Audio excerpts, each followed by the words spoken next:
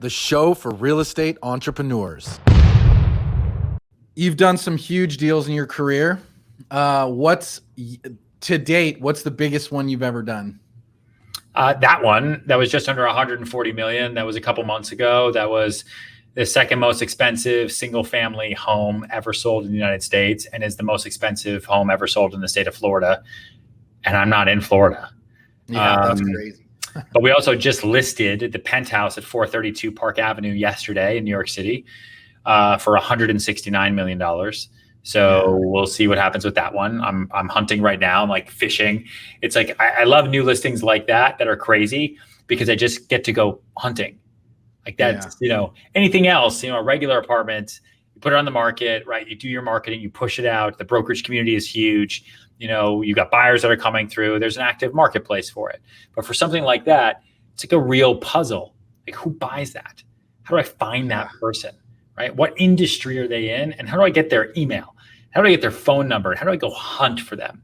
Like, it becomes, I don't know. I like the deals, and I like the chase, and I like the hunting. It's fun for me. And because it's like, it's like going fishing, right? You fish all day. You don't catch a single fish. It's like right when you're about to pack it up, you're like, you know what, let me just try this one other spot, and you catch a huge fish.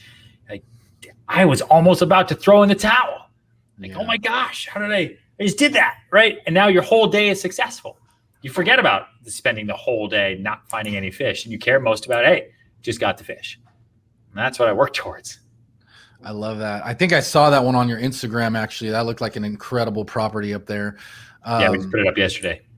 I love what you said too about the hunt, like finding those people and actually getting to those people, those super high net worth people that probably have 11 gatekeepers in front of them and are very private type people. Like, what tips do you have for that, like, hunting process that you go through?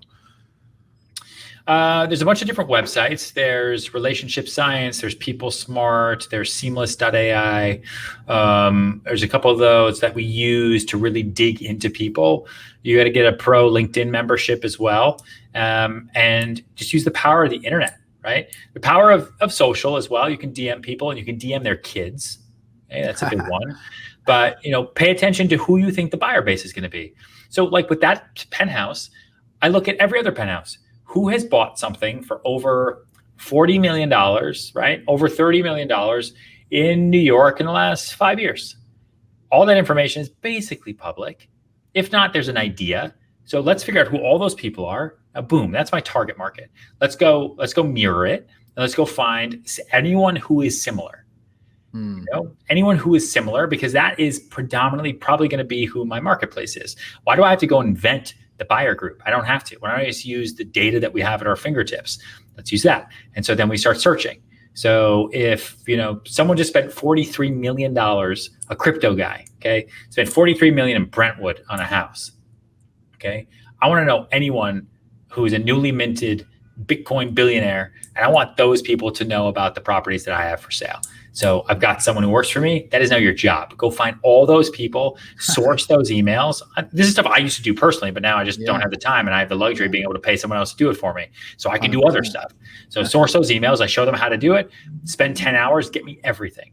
There's private equity, there's venture capital, there's hedge funds, investment bankers. Like, those are my market. If you're in a market that is, if you're in Houston, you're going after different people, right? You're going after oil. Go after oil money, energy money, wealth management as well, but you get a lot of energy, okay? Who are those people that are buying up places? Who owns the wells, right? What are some of the families that are driving around in Rolls Royces?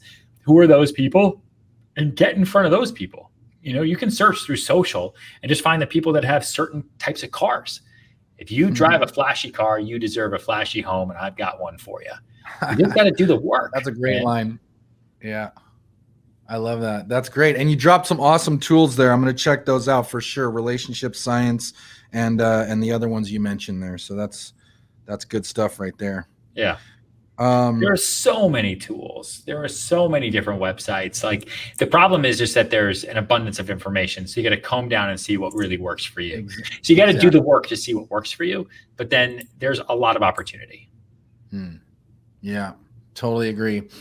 To watch this full Founders Club interview, click the link in the description below. And while you're here, don't forget to hit that like button and subscribe for future videos.